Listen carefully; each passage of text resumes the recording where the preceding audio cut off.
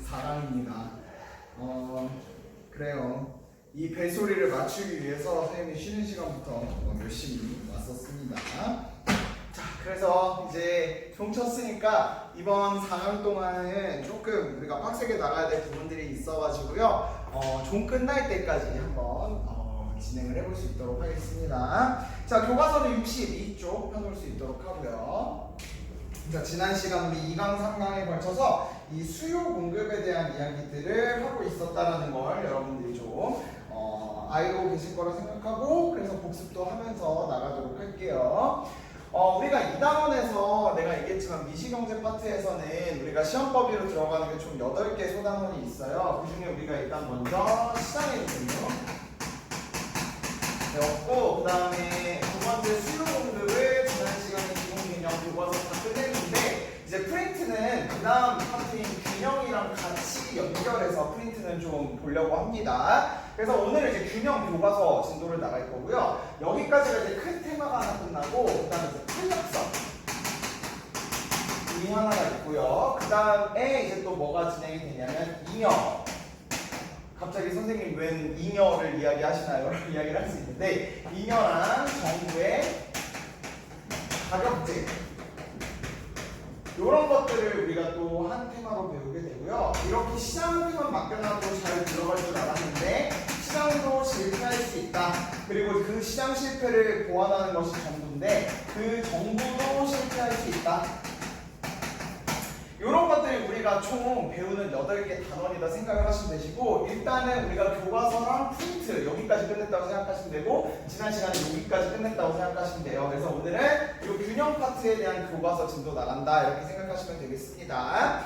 자, 많은 친구들이 그 온라인 클래스에 선생님 출석 체크 인정하려고 이제 과제 올려주고 계시는데, 선생님이 댓글 하나하나 다 달아주고 있으니까 여러분들 꼭 좀 그 댓글 읽어봐 주셨으면 좋겠어요.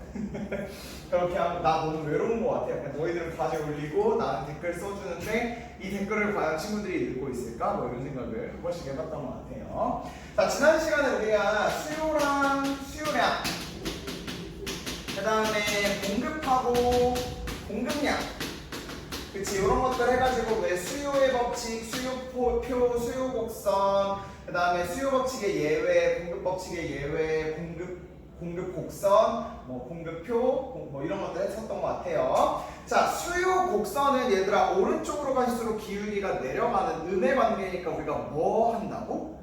우하향한다고 이야기를 했고, 그 다음에 공급 곡선은 오른쪽으로 갈수록 이게 올라가니까 어떻게 된다? 우상향한다라고 이야기를 했었습니다. 근데 그게 예외가 있었는데, 우리 대표적인 수요 법칙의 예외에는 배블런 효과, 이렇게 내려가는 게 맞는데 가격이 올라갈수록 이렇게 꺾이는 현상이 나타날 수도 있다고 했고요. 그 다음에 공급 법칙의 예외에서 원래는 우상향해야 되는데 여기는 우하향하고 여기는 우상향해야 되는데, 우리가 임금이 거래되는 그 노동시장에서는 우상향하더라도, 그러니까 다시 말해 임금이 올라가더라도 사람들이 그거에 더 이상 반응하지 않는 효과가 나타날 수도 있다라고 이야기를 했었습니다. 그런 공급법칙의 예외도 살펴보시고, 얘네들 헷갈린다는 친구들 아직도 좀 많으신데 이렇게 생각하면 돼요. 그러니까 정의적으로 보면은 얘는 점, 얘는 선, 얘는 점, 얘는 선.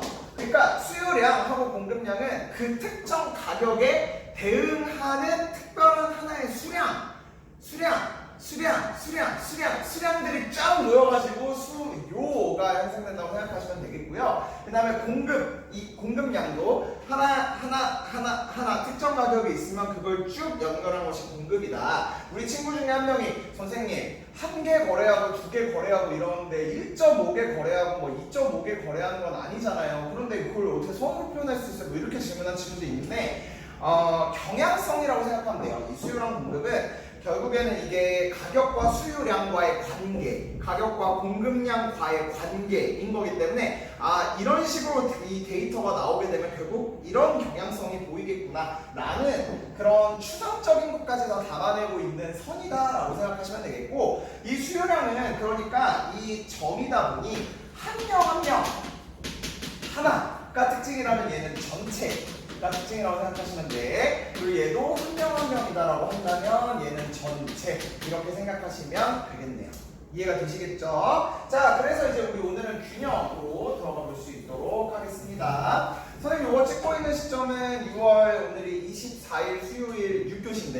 원래대로라면은 A반 수업이 진행되었어야 하는 시간이라고 알고 있습니다. 근데 오늘부터 장마가 시작돼가지고 지금 양말 다 젖고 난리가 났어요. 우리 1학년 친구들 우산도 없어가지고 급식당에서 막 뛰어오는데 막 우리 양소구 후드지 막 뛰어오더라고.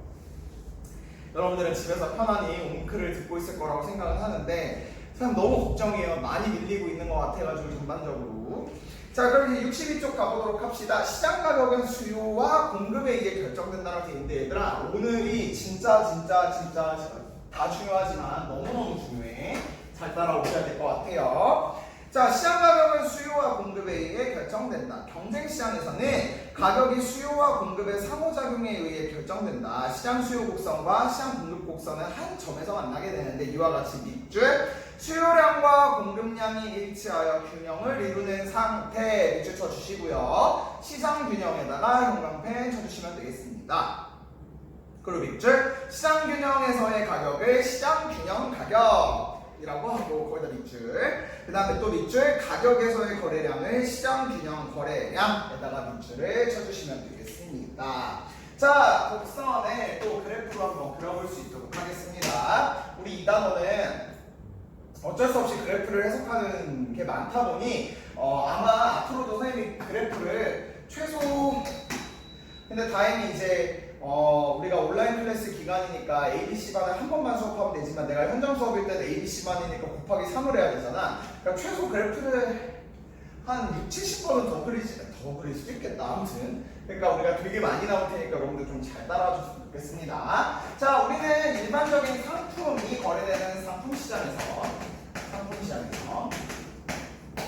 가격과 거래량 이를 봤을 때 지금까지 우리가 봤던 대로 수요 곡선은 우하향 한다라고 이야기를 했고요. 그 다음에 공급 곡선은 우상향 한다라고 이야기를 했습니다. 그랬을 때 두 선이 만나는 한 점이 생긴다라고 이야기를 했는데 여기서 중요한 게 얘들아 이게 시장 균형이라며.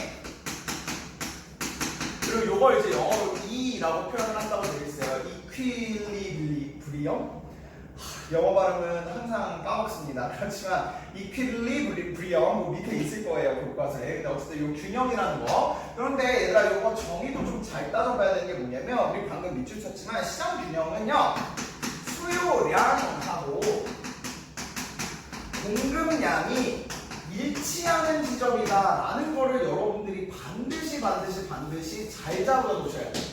무슨 말인지 알겠어? 그러니까 균형이다라고 하면 너희들이 그냥 수요랑 공급 곡선이 만나는 지점이요 이렇게 생각하기가 쉬운데 우리가 나중에 이거를 그래프뿐만 아니라 표로도 정리를 한번 할 거란 말이에요. 그랬을 때 이 정의, 다시 말해 이 특정한 가격에서의 수요량이 있고 공급량이 있는데 그 수요량과 공급량이 일치되는 지점을 우리가 균형이다라고 이야기를 한다는 거고 그때의 가격을 시장에서의 균형 가격이다라는 표현으로 이야기하고 그 다음에 여기서 밑으로 내렸을 때 그래 그만큼이 우리가 거래가 될 수 있을 거야. 그래서 이 지점을 시장 균형에서의 거래량이다 라고 여러분들이 생각을 하셔야 된다는 이야기입니다.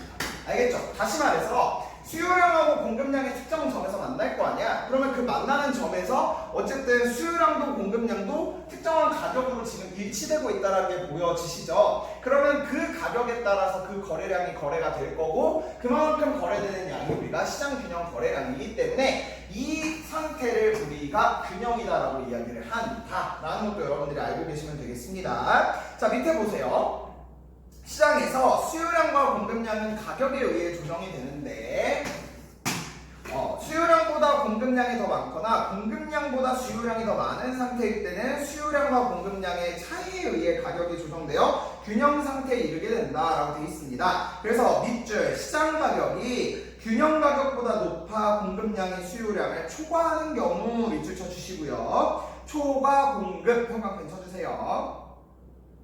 그 다음에 밑에 줄 시장 가격이 균형 가격보다 낮아 수요량의 공급량을 초과하는 경우 밑줄 쳐주시고요. 초과 수요에다가 형광펜을 쳐놓으시면 되겠습니다. 여기서도 선생님이 설명을 하긴 하겠지만 예를 들어 균형 상태에 대해서 이런 상태가 있다는 걸 한번 살펴보도록 합시다. 수요, 공급, 가격, 거래량 그랬을 때 여기서 만약에 선생님이 좋아하는 과자인 허니버터 허니버터칩을 거래하는 시장으로 봤더니 사람들이 다 욕구가 있을 거 아니야. 10,000원이면 뭐 얼마 몇 명 안 살 거고 뭐 500원이면 엄청 많이 살 거고 팔려는 사람 입장에서도 뭐 100원일 때는 아무도 안 팔려다가 뭐 10,000원 되면 정말 많이 팔고 그러겠지. 그랬을 때 대충 거래되는 가격을 봤더니 2,000원쯤 된다고 하고 그때 수요량과 공급량이 일치했어. 10개 정도. 이렇게 우리가 본다고 하면 이게 이제 균형인 거 알겠어. 허니버터칩은 2,000원에 10명이 서로 거래할 거야. 팔려는 사람 10명, 살려는 사람 10명 거래를 하게 될 거야. 근데 만약에 허니버터칩이 2,000원보다 더 높은 5,000원에 형성이 되어 있다라고 해봅시다. 그러면 이때는 대응되는 수요량보다 대응되는 공급량이 더 어떤 상태다라는 얘기야? 많은 상태지. 수요량과 공급량을 비교했을 때 공급량이 더 많잖아. 그래서 이 상태를 우리가 초과 공급이다라고 이야기를 한다는 거고, 자 이번에는 시장 균형 가격보다 더 낮은 500원으로 봤더니 당연히 수요량이 더 많겠지. 그거에 대응되는 공급량보다 그거에 대응되는 수요량이 더 많을 테니까 그러면 여기에 걸리는 요 구간을 우리가 초과 수요다라고 이야기를 한다는 겁니다. 이해되시겠어요? 그러면 당연히 지금 이 상황으로 가더라도 얘들아 시장 균형 가격을 예를 들어서 P0라고 해볼게. P0라고 이야기를 한다면 만약에 P1이 P0보다 더 큰 상황이다라고 이야기를 해봅시다. 갑자기 수학 시간 났다. 그랬을 때 이 P1이 예를 들어 P0보다 더 높은 뭐 어디든지 될 수 있는데 어쨌든 우리가 만약에 이 P1이 P0보다 더 높은 가격이다라고 이야기하면 그때는 우리가 뭐다라고 이야기를 할 수 있냐면 초과 무슨 상태다라고 이야기를 할 수 있다는 거야? 그렇지. 시장 균형 가격보다 더 높으니까 초과 공급 상태다 이야기를 할 수 있다는 거고 만약에 P2가 있는데 P2가 P0보다 더 낮다고 생각을 해봅시다. 그러니까 시장 균형 가격을 P0라고 하는데 걔보다 더 낮은 가격이 어딘가라고 해보도록 하자는 거야. 그러면 이 상황에 대해서 우리는 뭐다라고 이야기를 할 수 있다는 거지? 시장 균형 가격보다 낮으면 전부 다 수요량이 공급량보다 많을 테니까 초과 수요다라고 이야기를 할 수 있겠다라는 이야기입니다. 알겠죠? 그래서 우리가 균형 가격이 되게 중요한 건데요. 균형 가격보다 더 높게 가는 순간 초과 공급 현상이 나타나게 될 거고 그 다음에 균형 가격보다 더 낮은 상태에서 가격이 형성이 되면 초과 수요 상태가 될 거다라는 거 여러분들이 좀 잘 잡아보시면 되겠습니다. 자 그럼 이제 우리가 초과 공급 상태랑 초과 수요 상태에 대해서 좀 살펴볼 건데 그 밑에 그래프를 한번 봐보도록 합시다. 62쪽 밑에 그래프 보시면 초과 공급이 밑줄, 초과 공급이 존재한다는 것은 공급자가 팔고자 하는 수량을 모두 팔 수 없다는 것을 의미한다. 밑줄 쳐주시면 되겠어요.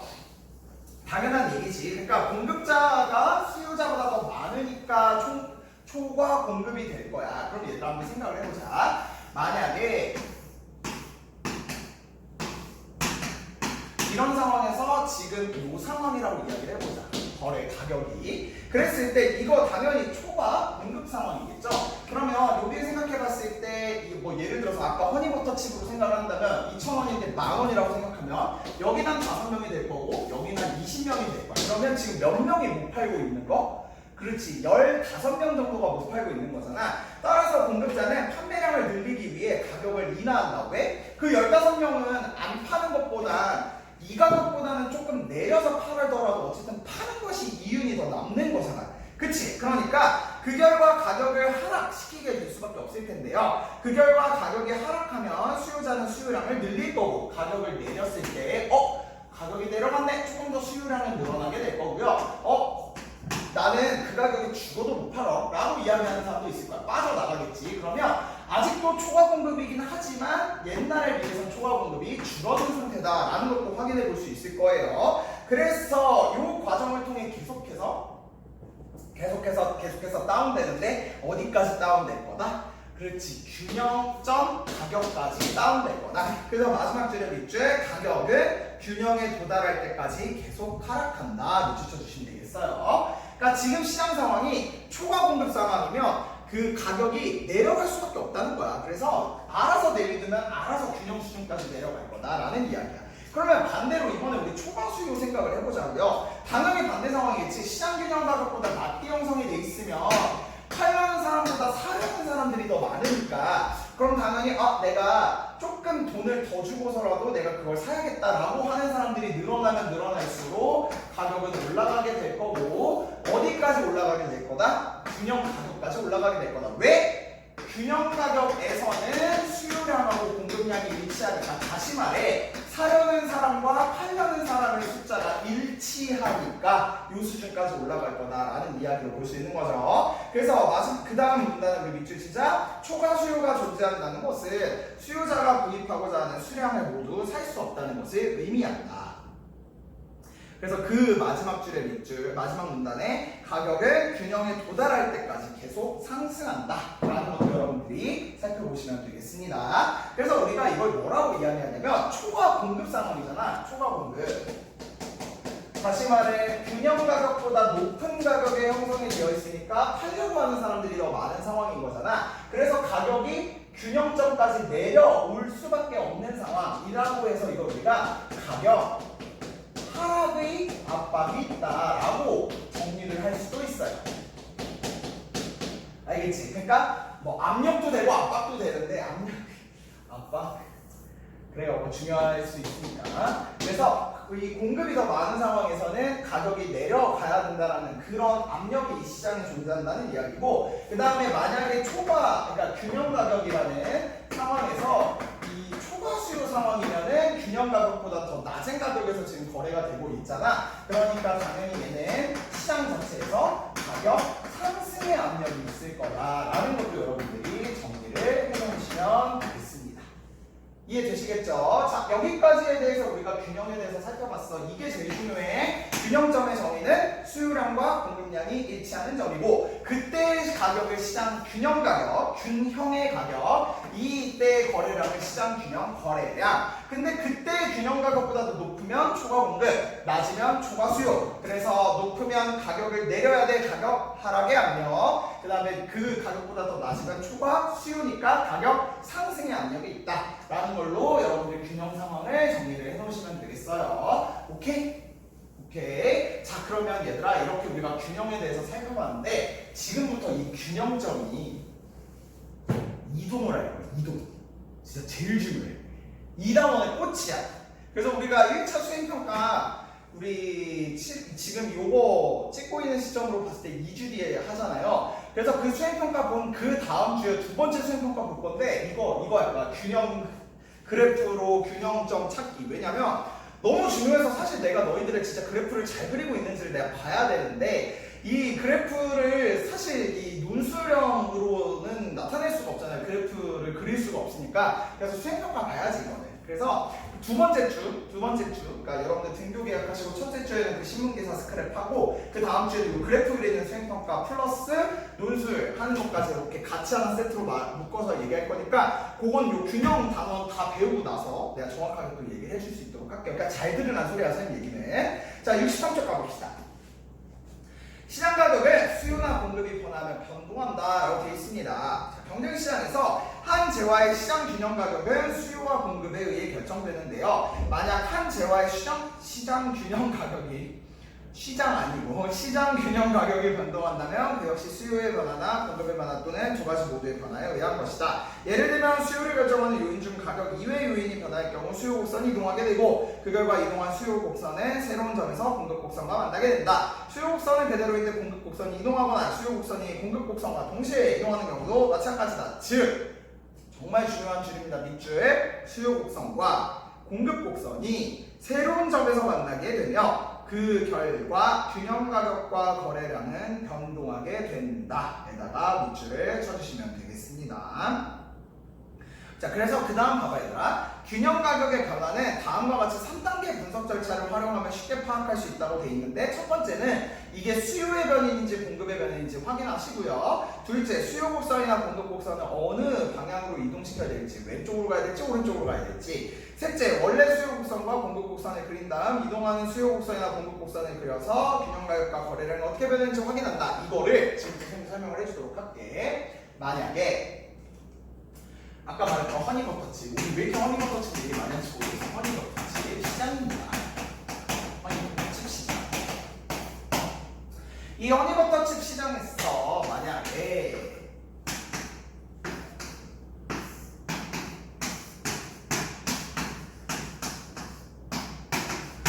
정도까지는 우리가 좀 정리할 수 있겠죠. 균형점에서의 균형 가격과 균형 거래량. 근데 만약에 얘들아, 만약에 봐봐. 우리 지난 시간에 수요 측의 요인과, 그러니까 수요를 변동시키는 요인과 공급을 변동시키는 요인에 대해서 살펴봤어요. 그랬을 때 자 보자.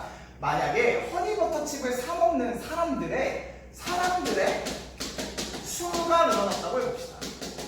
사려는 사람들의 숫자가 늘어났다고 해봅시다. 그러면 옛날에 비해서 가격이 변하진 않았지만, 가격이라는 요소가 변한 건 아니지만 수요 자체가 어떻게 되었다라는 이야기인 거야. 그렇지, 수요 곡선 자체가 오른쪽으로 이동한다라는 겁니다. 그러면 원래 있었던 균형점은 여기에서 균형 가격과 균형 거래량이 설정이 되었는데, 자, 수요가 늘어나니 공급은 그대로니까 새로운 점에서 균형이 형성이 되게 될 거고요. 그때의 균형 가격은 옛날에 비해 올라가는 효과가 날 거고, 그 다음에 거래량도 옛날에 비해서 더 올라가는 효과가 난다는 이야기야. 이해가 되시겠어요? 이해가 되시겠어? 그럼 이번엔 이렇게 한번 생각을 해보자. 이번에는 허니버터칩과 대체제의 관계인 포카칩이라고 해봅시다. 포카칩의 가격이 내려갔다고 해봅시다. 포카칩의 가격이 내려갔다. 그러면 상대적으로 포카칩을 사려고 하는 사람들이 어떻게 될 거야? 늘어날 거야. 그래서 이거 우리 연관제 중에 대체제였지. 포카칩의 수요가 늘어나게 될 테니 상대적으로 허니버터칩을 사려는 사람들은 다 포카칩으로 갈 테니까 허니버터칩이 어떻게 된다는 얘기야? 지금 옛날에 비해서 수요가 줄어들 수 있다는 이야기예요.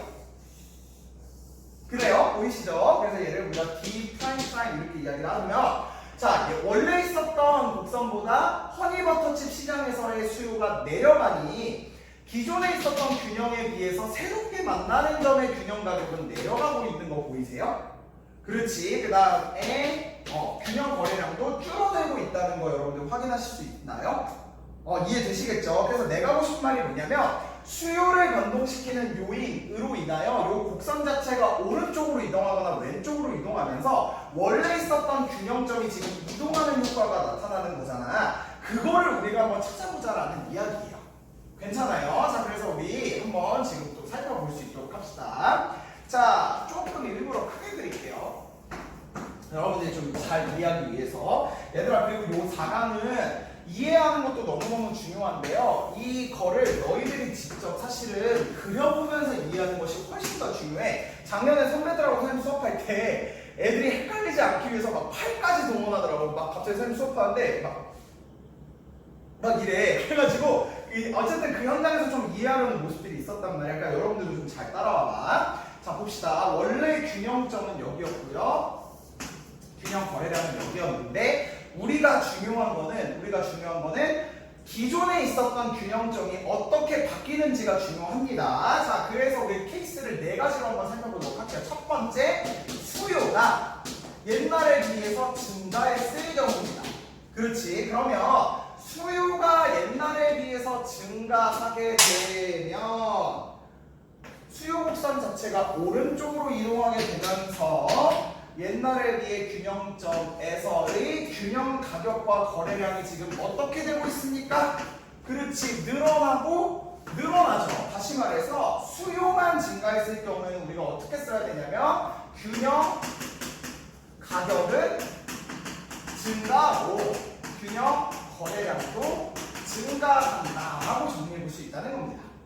이해되시겠죠? 근데 얘들아, 이거 외우는 거 아니야. 절대 외우는 거 아니야. 그래프를 통해서 잘 이해하는 게 목적인 거야. 오케이? 자, 그럼 아까 그 허니버터칩과 포카칩처럼 두 번째, 수요가 감소되는 상황을 살펴보도록 합시다. 수요가 감소되면, 자, 옛날에 비해서 곡선 전체가 왼쪽으로 그려지게 될 거고, 그러면 기존에 있었던 균형점에서 새로운 균형점으로 만나게 되겠지. 그랬을 때 있었던 균형 가격보다 내려갈 거고요. 있었던 균형 가격보다 내려갈 거예요. 다시 말해서 수요가 감소하게 되면 균형 가격은 감소하게 될 거고, 균형 거래량은 감소하게 될 겁니다. 오케이. 자, 이번에는 공급을 한번 살펴보도록 하죠. 공급. 자, 공급으로 살펴보고요. 이번에는 공급 곡선의 상황을 살펴볼 건데요. 그래프 다시 그리고 싶은데 할 수 있어요. 우리 할 수 있어. 자, 대충 됐죠? 대충. 왜냐면 공급은 좀 방향이 정신없기 때문에 잘 따져야 돼. 자, 그래서 봅시다. 기존에 있었던 상황에서 역시 여기가 균형 가격이고 여기가 균형 거래량. 우리 좀 헷갈릴 수 있으니까 P0, Q0 이렇게 써볼게요. 이렇게가 균형 가격과 거래량이었어요. 자, 그랬을 때 이번에는 공급이 증가되는 상황에 대해서 살펴보도록 할게요. 자, 기존의 건 그대로인데 뭐 예를 들어서 생산 기술이 발전을 하게 됐던지 아니면 원자재의 가격, 그러니까 물건을 만드는 데 들어가는 원자재의 가격이 하락하게 되면 옛날에 비해 공급이 어떻게 되게 될 거야? 더 늘어나게 될 거야. 자, 공급 곡선이 오른쪽으로 그려지게 됩니다. S'으로 그려진다고 한다면 자, 원래 있었던 균형점보다 이쪽으로 이동하게 되는 거 보이시죠? 그랬을 때 이때의 균형 가격과 균형 거래량이 있는데 자, 보자. 이거 잘 봐야 되겠다. 원래 있었던 점보다 균형 가격은 어떻게 돼요? 내려갑니다. 근데 균형 거래량은 어떻게 되니? 올라가고 있다는 거 여러분 확인할 수 있어요? 그러니까 공급은 얘들아 방향이 반대인데 봐봐. 옛날에 있었던 것보다 균형 가격은 어떻게 된다? 균형 가격은 내려간다라는 걸 우리가 확인해 볼 수 있고요. 그 다음에 균형 거래량은 어떻게 될 거다? 늘어날 거다. 다시 말해 둘의 방향이 지금 반대로 나타나고 있다는 걸 여러분 확인하실 수 있습니까? 네. 자, 그러면 우리 마지막 네 번째 살펴봐야겠지. 공급이 감소할 때의 상황을 살펴보게 되면요. 자, S'이 이렇게 됐었다가 뭐 원자재 가격이 올라갔을 수도 있고 뭐 여러 가지 상황이 있으니까 이렇게 상황이 그려지게 될 겁니다. 자, 이렇게 되면 새롭게 만나게 되는 균형점이 여긴 거 확인해 보실 수 있죠? 그렇지. 원래 있었던 균형점과 바뀌는 균형점인데 바뀌는 균형점으로 갔을 때의 균형 가격과 균형 거래량인데요. 잘 봅시다. 옛날에 비해서 균형 가격이 어떻게 됐다는 게 지금 보여지는 겁니까? 맞아요. 균형 가격이 올라갔거나 혹은 거래량이 어떻게 됐다는 게 지금 살펴볼 수 있는 거야? 그렇지. 내려갔을 때라고 우리가 정리해 볼 수 있다는 겁니다. 이해되시겠죠? 그러니까 얘들아 이 네 케이스는 진짜 중요해요. 얘네는 너희들 그러니까 하나하나를 좀 잘 따져보기 위해서 우리가 또 온라인 클래스니까 일시정지까지 좀 눌러가면서 이것들은 좀 정확하게 이해할 수 있었으면 좋겠어. 무슨 말인지 이해가 되겠지? 자, 그러면 우리가 3단계를 살펴봐야 된다고 이야기를 했잖아. 그래서 그 3단계에 대한 설명을 선생님이 지금부터 한번 해보도록 할게요. 자, 첫 번째가 이게 수요 측 요인인지 공급 측 요인인지 따져보래. 그리고 그게 두 번째 수요와 공급에 어떻게 변화를 주는지를 따져보고요.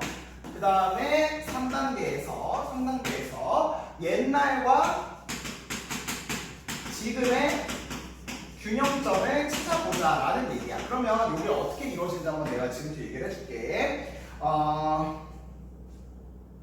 드론 시장에서 이거 좀 이따 과제니까 얘 빼고 예를 들면 이거 귀에 꽂는 거 버즈 시장이라고 해봅니다. 이거 쓰는 거 맞지 모르겠네. 버즈 시장에서 만약에 버즈를 소비하려는 사람들의 숫자가 늘어났습니다. 그때의 균형 가격과 거래량은 어떻게 되는지 찾아보세요 라고 이제 이야기를 하는 거야. 그럼 이제 한번 하나 따져보자고. 자, 얘들아, 버즈에 살려고 하는 사람들이 늘어나면 이거는 수요 측이니 공급 측이니? 그렇지, 수요 측이지. 그러면 버즈 시장에서 버즈를 구입하려고 하는 사람들의 숫자가 늘어나게 됐다는 이야기는 원래 있었던 요 그래프에서 지금 어떻게 됐다라는 이야기야. 수요가 옛날에 비해 오른쪽으로 이동했다라는 이야기가 되는 거고, 그러면 요 네 케이스 중에 어디야? 그렇지, 얘지. 그러면 옛날에 있었던 균형점은 여기였는데 바뀌는 점은 여기니까 우리는 뭘 찾아낼 수 있냐면 옛날에 비해 균형 가격이 올라가겠구나. 다시 말해 버즈가 거래되는 가격이 증가하겠구나. 그리고 옛날보다 버즈를 거래하는 사람들의 숫자가 늘어나겠구나. 이해가 되시겠어? 그러니까 버즈를 살려고 하는 사람들이 늘어났습니다. 그렇게 되면 시장에는 어떻게 변화될까요? 옛날에 비해 균형 가격은 올라갈 거고요. 균형 거래량, 이 거래되는 이 숫자는 더 늘어날 겁니다. 라고 여러분들이 정리하시면 된다는 겁니다. 이해되시겠습니까? 이거 좀 어렵지? 근데 이거 잘 여러분들 다져놓으면요. 진짜 이 경제학에서 이 기본 원리를 지금 배우고 있는 거기 때문에 잘 터득해서 익혀놓으시면 여러분들 걸로 될 수 있을 겁니다. 자, 그러면 금값이었던 후추의 가격이 떨어진 이유 63쪽 가보도록 합시다. 후추는 가정에서 음식의 맛과 향을 더하기 위해 널리 쓰인다. 그런데 후추가 한때는 금보다 높은 값에 거래되었다라고 되어 있습니다. 자, 양고기를 주로 먹었던 중세 유럽인들은 양고기의 누린내를 없애는 향신료를 선호했고요. 그중 후추는 수요가 매우 높았대. 수요가 높아지면요, 얘들아. 원래 있었던 상황에서 수요가 계속 증가했네. 그럼 지금 균형 가격은 계속 어떻게 되는 거야? 계속 올라가는 거야. 근데 얘들아 봐봐. 그러나 후추를 원산지인 인도에서 유럽까지 운반하는데 많은 시간과 비용이 소요되어 공급이 원활하지 못했대. 옛날에는요, 공급이 그렇게 많지 않았대요. 공급이 감소하고 있는 거 보이세요? 그러면 역시 또 가격이 올라가고 있다는 거야. 그러니까 따라서 수요에 비해 공급이 턱없이 부족하였고 금보다 비싼 가격이 형성되었다라는 얘기는, 다시 말하면 왜 후추가 금값보다 비쌌다는 얘기야? 후추를 원하는 사람들의 수요는 엄청 많았는데 공급은 그거에 못 따라가는 상황이었기 때문에 계속 가격이 올라가고 있었다는 얘기야. 근데 최근에는 우리가 마트 갔을 때도 후추는 금방금방 살 수 있잖아. 왜 이렇게 됐던 거야? 가격이 떨어지는 요인이 뭔데? 맞아요. 수요가 떨어지거나 공급이 증가하면 되거든요. 그래서 거기 봐봐 얘들아. 후추는 한 알씩 낱개로 거래될 정도로 귀한 대접을 받았고 화폐 대용으로 사용하기도 해서 후추를 수입하기 위해 새로운 항로를 개척할 정도였는데, 네덜란드와 영국이 향신료 무역에 뛰어들어 식민지에서 후추를 수입하여 공급이 됩니다. 그 다음에 고기를 신선하게 저장하는 냉장 기술이 발달하게 되면서 후추의 인기가 감소했대요. 그렇게 되어서 최근에는, 오늘날에는 후추는 누구나 저렴한 가격에 쉽게 구입할 수 있는 양념 중 하나가 되었다고 합니다. 그러면 요 밑에 질문 봐봐. 높았던 후추의 가격이 낮아진 이유를 균형 가격 변화의 3단계 분석 절차에 따라서 표현해보면, 자, 결과 이거야. 내가 하고 싶은 말은 가격이 옛날에 비해 내려갔대. 그러면 어떠한 요인들이 가격을 내려가게 했을까요를 봤을 때 우리가 두 가지를 다 제시문에서 찾아볼 수 있습니다. 어떻게 됐다고? 수요가 옛날에 비해 감소했거나 공급이 어떻게 됐을 때 증가했을 때. 자, 그래프 잘 그려봐줄게. 그래프 그려봐줄게.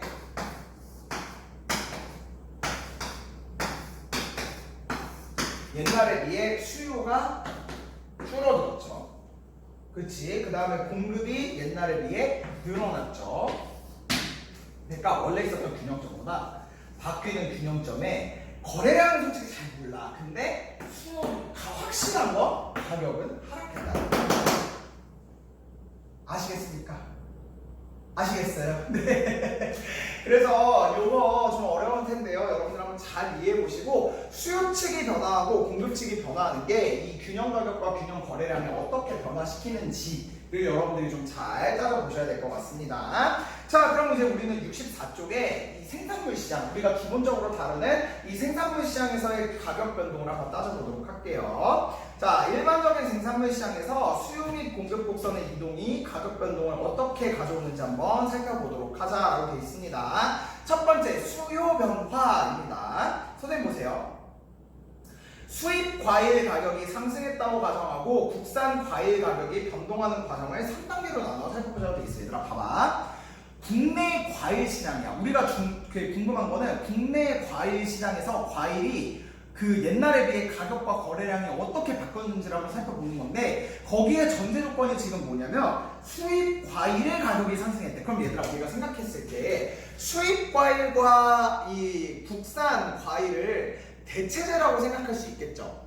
그럼 여기서 이제 나한테 질문 온다. 선생님, 수입해오는 과일들은요 국내에서 안 나니까 안 나니까 그거를 사오는 거니까 그거 보완제라고 봐야 되지 않아요? 라고 이야기를 할 수 있는데 보완제는 같이 샀을 때 시너지가 나는 거잖아. 우리가 사과랑 바나나를 같이 사야 시너지 나고 이런 거 아니잖아요.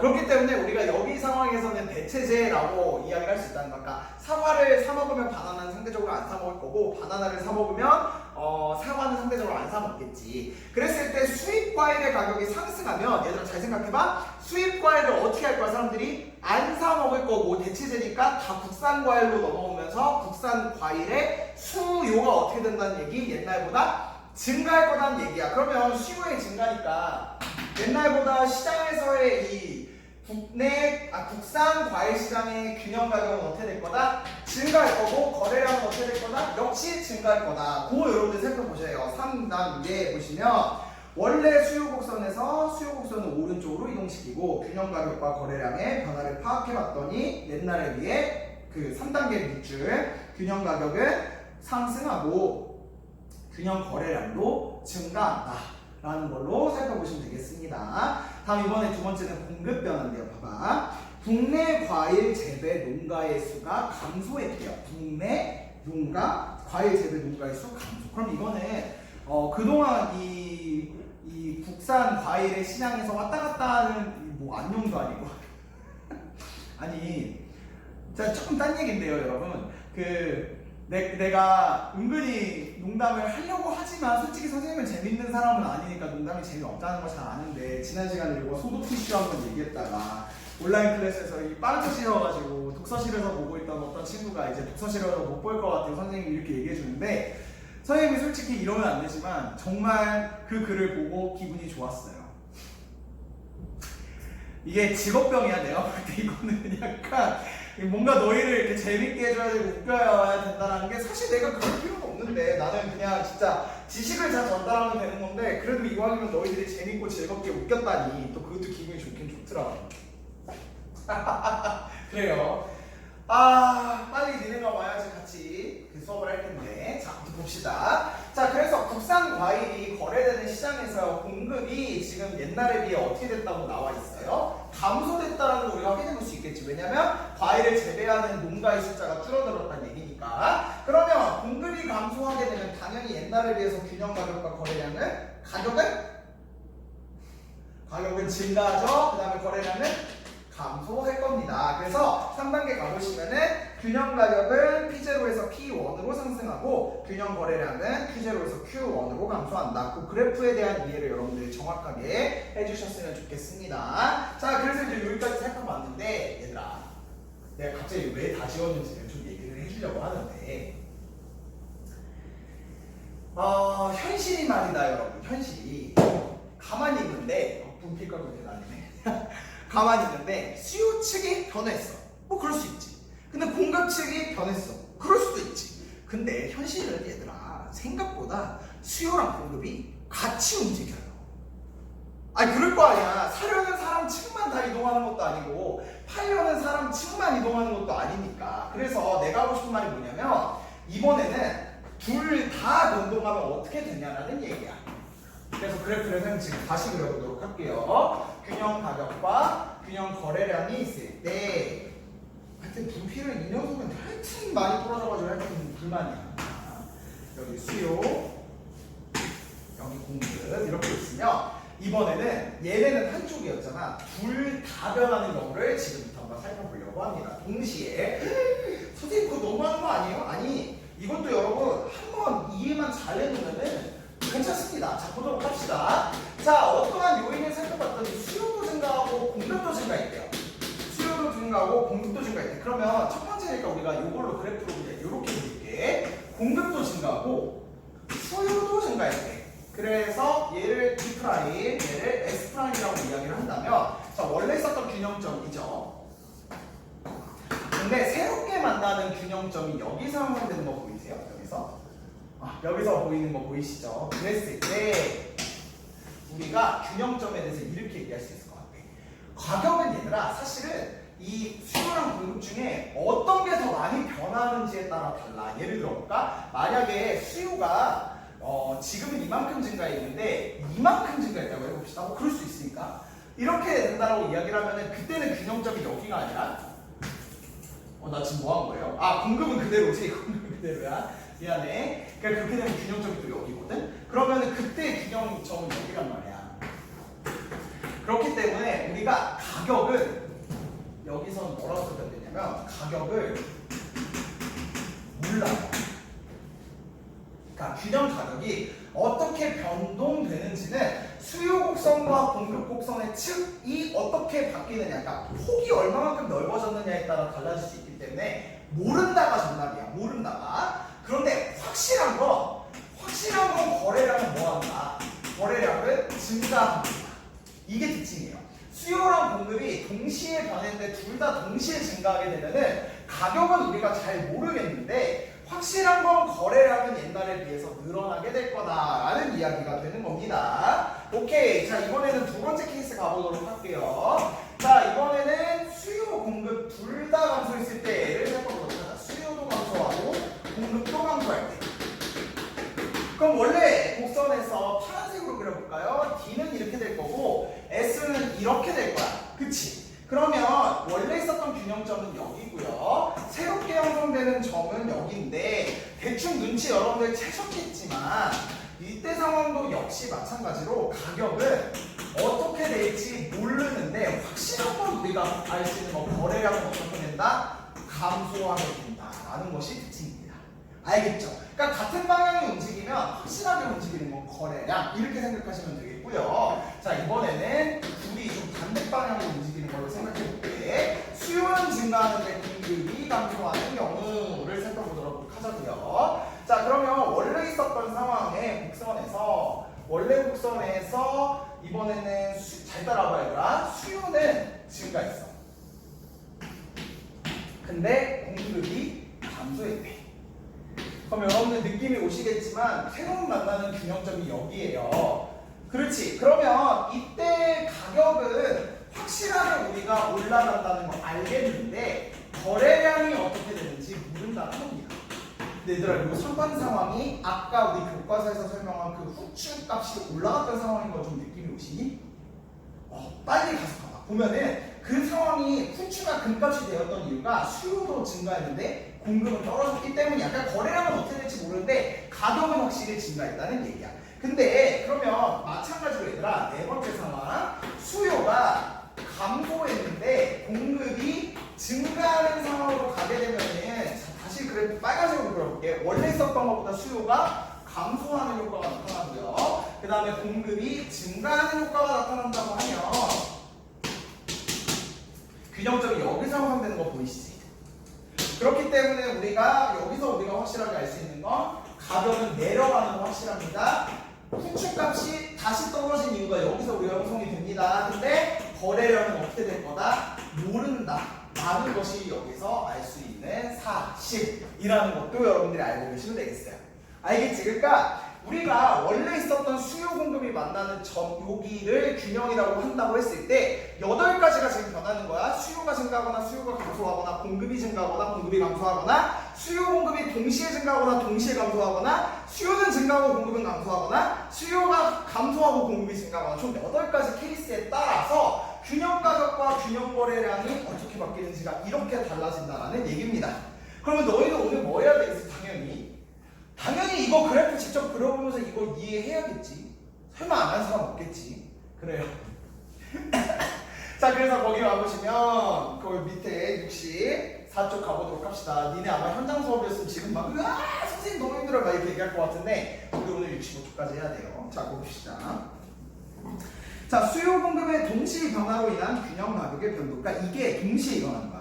수입 과일의 가격이 상승하고 국내 과일 재배 농가수가 감소했다고 가정할 경우라고 해보도록 하자. 그러면 아까의 상황에 그 같이 일어나는 건데 수입 과일의 가격이 상승했으니 국내 과일의 수요는 어떻게 될 거야? 늘어나게 될 거야. 수요 증가. 그 다음에 국내 과일 재배 농가수 감소, 공급 감소. 어떤 케이스? 수요는 증가하고 공급이 감소한 3번 케이스입니다. 그러면 우리가 어떻게 알 수 있다고? 가격은 올라가는데 거래량은 모른다가 정답이라고. 그래서 3단계 봐봐. 수요 곡선을 오른쪽으로 공급 곡선을 왼쪽으로 이동시키는 균형 가격과 거래량의 변화를 확인했더니 균형 가격은 확실하게 상승하는데 균형 거래량의 변화는 때에 따라 다르다. 따라서 수요의 변화가 상대적으로 더 크다면 거래량은 늘어날 거고요. 공급의 변화가 상대적으로 더 크다면 거래량은 줄어들기 때문에 이것만 보고서는 거래량은 모른다 라고 여러분들이 답을 해주셔야 된다는 겁니다. 그러면 선생님, 둘이 동시에 변했을 때요, 가격도 확실하게 알 수 있는 방법이 있을까요? 네. 어떻게 얘기해 주면 되냐면, 수요를 얼마만큼 증가를 시켰다, 그러니까 수요가 공급에 비해서 더 많이 증가시켰다, 이런 경우도 있을 수 있잖아. 그런 때에는 거래량을 알 수 있어요. 그러니까 수요의 폭이 공급의 폭보다 더 크다, 이런 얘기가 주어진다면 그때는 확실하게 가격까지 알 수 있다는 거. 근데 원론적으로 접근할 때는 모른다가 정답이라는 것도 여러분들이 알고 계셔 주셨으면 좋겠습니다. 자, 그래서 이제 65쪽 가보도록 할게요. 생산물 시장의 수요와 공급의 변화는 시장 균형 가격을 어떻게 변동시킬까라는 부분인데, 수호씨는 취미생활을 즐기기 위해 드론을 구입하기로 결심하였고, 그해 안에 서현씨는 출퇴근의 편의를 위해 전기자동차를 구입하기로 결심하였다. 두 사람은 신문기사에서 관심 있는 상품에 대한 정보를 읽고 가격이 어떻게 변할지 궁금해졌는데요. 주말에 공원에 나가 드론을 갖고 놀면 재미있겠지. 전기자동차를 타면 연비가 좋고 운동도 뭐. 나름 연극을 해보려고 했는데 현타가 왔습니다. 그렇게 안 할게요. 다음 신문기사를 눈물이 납니다. 자, 다음 신문기사를 읽고 드론과 전기자동차의 수요 또는 공급의 변동 원인을 파악하여 밑줄 쳐보자. 미세먼지의 기승으로 야외 활동이 줄어들면서 실내용 완구와 운동기구에 대한 인기가 높아지고 드론과 같은 야외 장난감 선호도가 떨어졌대. 세상에. 미세먼지가 너무 많아져가지고 야외에서 노는 장난감의 선호도가 떨어졌대. 너희 무슨 느낌으로 와야 돼? 수요가. 그렇지. 답 얘기 안 할게. 전기자동차에서 가장 중요하고 비싼 부품인 배터리의 가격 하락으로 전기자동차의 원가가 상당 부분 절감되어 생산성이 높아졌네. 전기자동차 시장에서 공급자의 측면에서 봤더니 배터리, 그러니까 전기자동차를 만들기 위해서 배터리를 사야 되는데 그 배터리를 사는 가격이 하락했대. 그러면 자동차를 옛날에 비해서 더 많이 만들 수 있겠네. 그럼 공급이 그렇게 될 거야. 그래서 내가 말하고 싶은 건요, 여러분, 4강 출석 과제는 그 밑에 보시면 65쪽에 가와 나의 신문기사에서 파악한 원인으로 드론과 전기자동차의 수요 곡선과 공급 곡선이 어떻게 변동되는지 그려보고 그 밑에를 분석해 보시는 게 과제입니다. 알겠죠? 그래서 여러분, 이 4강은 사실 지금 좀 5분 남았는데 요 66쪽, 67쪽 까지 원래 있는 진도를 좀 나갔어야 되는데 얘네들은 근데 조금 얘기를 빨리 할 수 있을 것 같아서 그건 이제 5강에서 붙여서 얘기할게요. 그리고 이제 5강에서 프린트까지 정리하면 조기에서 이제 균형까지 다 배우는 거긴 해. 근데 4강이 진짜 중요하거든. 그러니까 만약에 이해가 안 된다, 복습하시고 또 보시고 하시면서 이거 4강에 대한 이해를 좀 완벽하게 해주셨으면 좋겠고요. 내가 이렇게 끄는 이유가 이렇게 한 파트 해서 이렇게가 이제 문제 프린트가 나가게 돼서 우리 2단원은 총 문제 프린트가 4개가 나가게 될 건데요. 이 4개가 나가는 이 문제 프린트들의 양이 조금 1단원에 비해서 풀어야 될 수 있는 부분이 좀 많이 있을 것 같아. 다시 말해, 우리가 1단원에서는 5개였고 하나의 10종 내외였다면 여기는 한 15종 내외씩으로 구성이 되지 않을까라고 생각을 합니다. 그래서 이 첫 번째 테마가 어쨌든 지금 우리가 교과서 거의 다 완성되어 가고 다음 5강쯤 되어야지 이제 탁 완벽하게 끝낼 수 있긴 하겠지만 문제 프린트는 선생님이 미리 지금 목요일, 금요일이니까 미리 얼마나 만들 수 있을지 모르겠지만 하여튼 최대한 빨리 만들어서 여러분들이 주말에는 좀 풀 수 있도록 문제 프린트 올려드릴 테니까요. 요것들 한번 지금은 잘 이해가 안 되고 잘 안 풀릴 수도 있지만 한번 조금씩 풀어보시면서 여러분들 공부도 해나갈 수 있으셨으면 좋겠습니다. 알겠죠? 나 지금 느낌이 왔는데 너희들이 막 나 지금 미워하는 눈빛이 막 보내는 눈빛이 좀 보이는 것 같아. 아니 근데 2강하고 3강에서 우리가 수요 공급 공부하시면서 좀 쉽게 하셨으니까 이번 강에서는 좀 여러분들이 잘 분석하고 따라오시면서 하셔야 되지 않을까 하는 생각이 좀 있고요. 종을 내가 원래 치면서 딱 얘들아 오늘 수업 마무리할게 라고 이야기를 하지만 우리 원래 3분 일찍 시작하니까 여기서 좀 마무리하도록 할게요. 그래서 우리 다음 시간에는 요 균형의 나머지 교과서 부분이랑 여기 요 개념 프린트 정리하는 건 조금 시간 걸릴 수 있을 것 같은데 아무튼 여기까지 해서 5강까지 해서 좀 한 테마를 좀 정리할 수 있도록 해보도록 하겠습니다. 알겠죠? 네, 수고 너무너무 많이 하셨고요. 우리는 다음 주에 제발 밀리지 말고 볼 수 있도록 하겠습니다. 안녕.